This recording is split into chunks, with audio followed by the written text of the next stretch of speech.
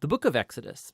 It's the second book of the Bible, and it picks up the storyline from the previous book, Genesis, which ended with Abraham's grandson, Jacob, leading his large family of 70 people down to Egypt. Now, Jacob's 11th son, Joseph, had been elevated to second in command over Egypt, and he had saved his whole family in a famine. And so Pharaoh, the king of Egypt, offered the family to come live there as a safe haven. And so eventually Jacob dies there in Egypt, and Joseph and all his brothers do too.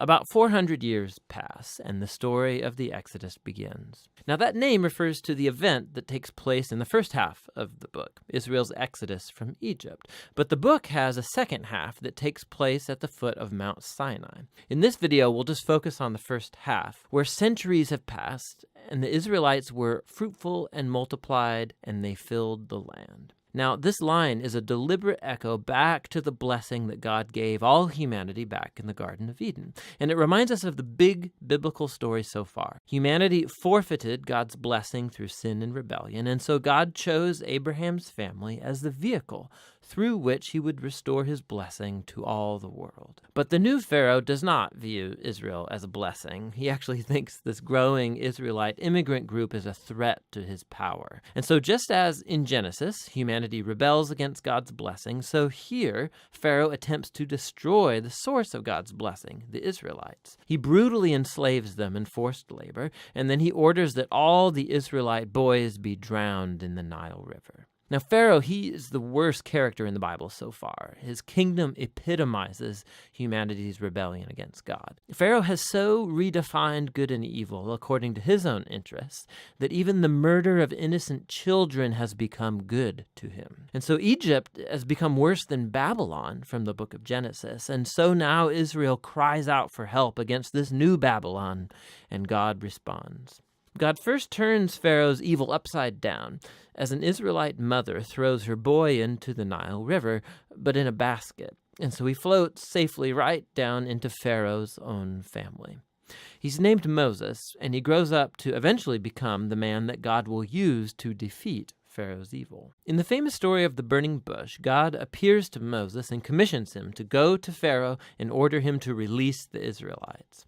And God says that he knows Pharaoh will resist, and so he will bring his judgment on Egypt in the form of plagues. Then God also says that he will harden Pharaoh's heart. And so we're introduced into the next main part of the story, the confrontation between God and Pharaoh. Now, what does this mean that God says he'll harden Pharaoh's heart?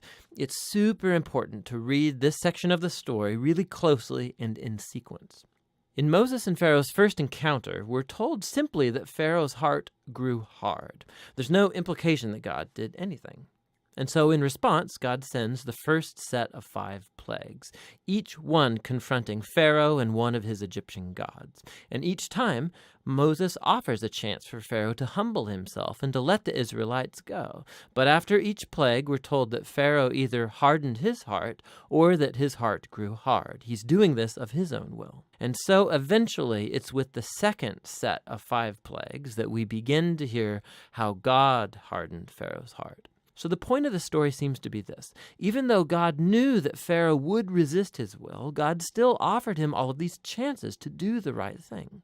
But eventually, Pharaoh's evil reaches a point of no return. I mean, even his own advisors think that he has lost his mind. And it's at that point that God takes over and bends Pharaoh's evil towards his own redemptive purposes. God lures Pharaoh into his own destruction as he saves his people, which is what happens next. With the final plague, it's the night of Passover, and God turns the tables on Pharaoh.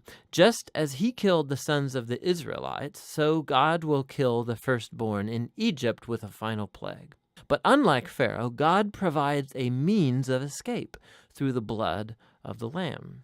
And here the story stops and introduces us in detail to the annual Israelite ritual of Passover. On the night before Israel left Egypt, they sacrificed a young, spotless lamb and painted its blood on the doorframe of their house. And when the divine plague came over Egypt, the houses covered with the blood of the lamb were passed over, and the son spared. And so every year since, the Israelites have reenacted that night to remember and to celebrate God's justice and his mercy.